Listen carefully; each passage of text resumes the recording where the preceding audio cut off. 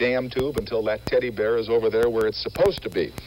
And they apparently did a takeoff on our program and my little friend down here at some club or on KMET-FM out in L.A., and we called them and said, would you do it for us? And they said, sure, we'd do it for you. And we put it on videotape, and for the first time, here it is.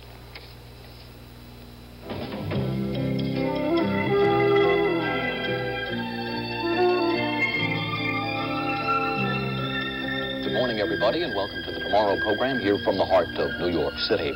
Let me say right here at the outset of the program that we've had a great deal of reaction to our broadcast of yesterday morning with Mr. Lucille Watchdis, the transsexual minister of the Church of the Friendly Ghost here in New York City. And let me repeat here what I said at the outset of that particular program, for those of you who may have missed yesterday's outset, which is simply that at no time did Mr. Watchdis make any claim that anything he was saying was intended to be accurate.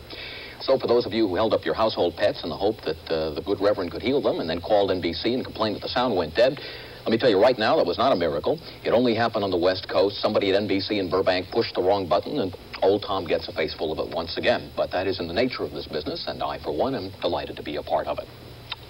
All right, we are being joined here this morning by two guests, only one of whom was originally scheduled to be with us, and I think that fact deserves some explanation here at the outset.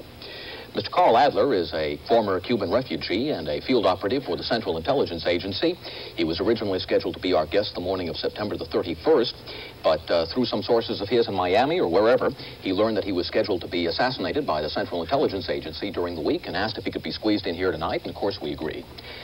Mr. Norman Litschips is the investigative reporter for Hustler magazine and the nation's leading paraphenomenologist. He was originally to be our sole guest here this morning, and when we informed him of the change in circumstances, he chose not to take the hint. All right, welcome to you both, gentlemen. Mr. Litschips, let me start out with you and just ask you plainly enough, what the heck was so important about being here this particular morning? What was the big deal? Well, it is kind of a big deal, Tom, in my field at any rate. There's been an incredibly important discovery made during the archaeological digs at the Tomb of the Unknown Bones in central Mexico. I'm leaving tomorrow to cover the dig for Hustler, and before I went down, I wanted to spend one night at the New York Sheraton. All right, fair enough.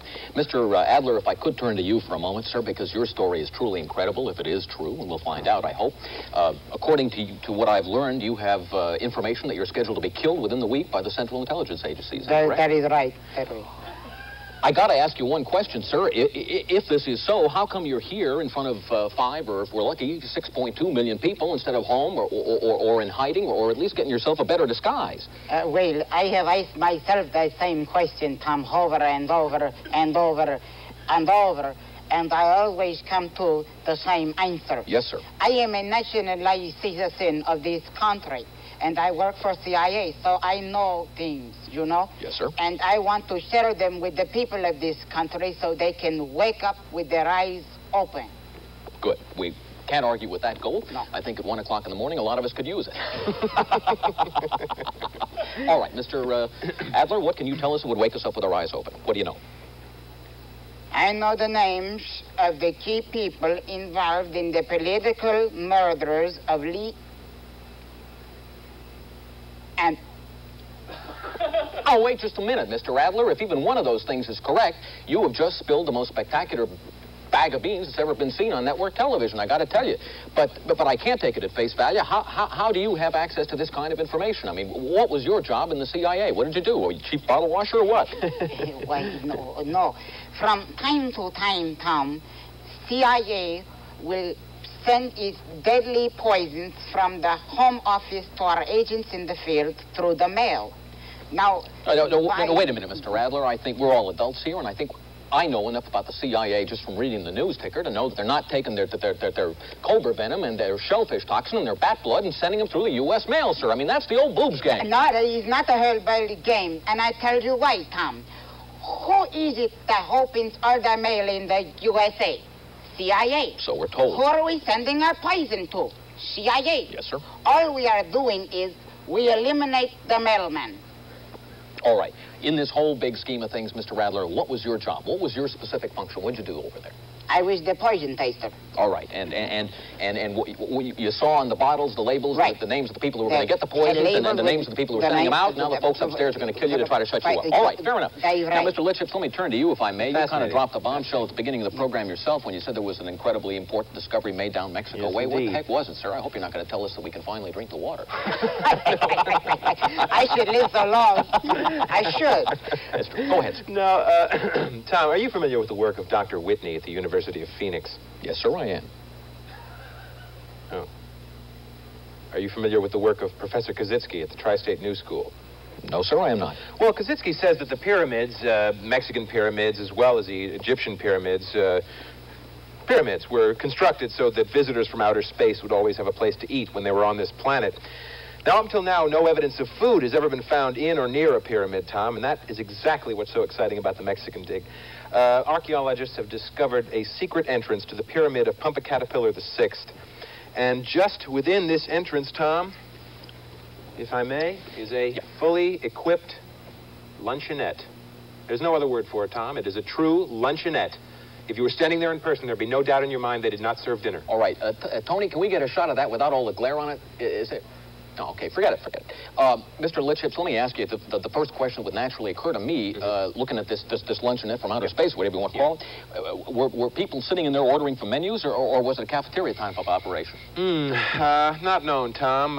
We did find trays that have not been bussed for over 2,000 years, Right. Okay. bottles of ketchup that had slowed with age. All right, They were gotcha. virtually at a standstill. Fine, understood. But I got to ask you this question, Doctor. Mister, fine. Litchips. Litchips, fine. You talk about these findings or these discoveries or these uncoveries as if this is prima facie evidence that things were left by people from outer space or aliens or foreigners, whatever you want to call them. But how do you know, sir, that this stuff wasn't left there by the Indians? I mean, what equips you to be able to make these kind of conclusions? What the heck is a paraphenomenologist anyway?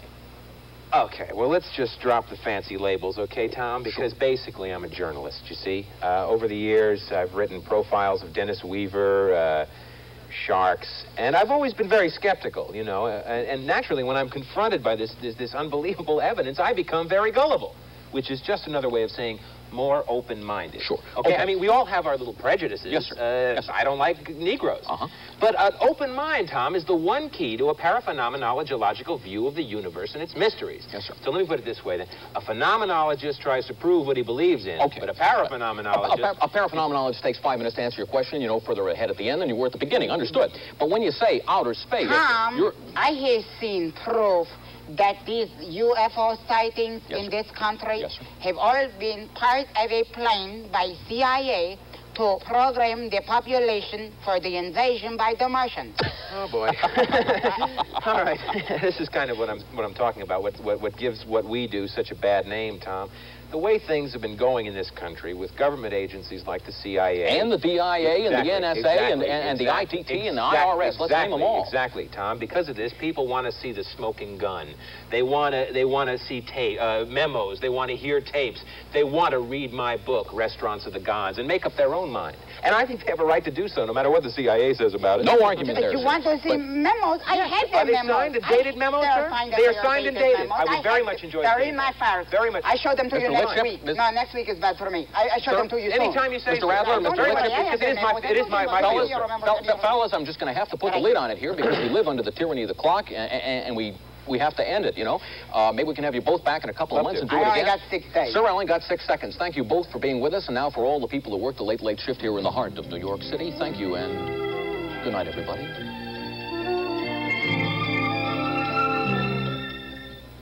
My thanks to the Credibility Gap and to Mr. Harry Shearer. I wonder how he got his hair to look like that. Probably the same way I did. Got hit in the head with a baseball.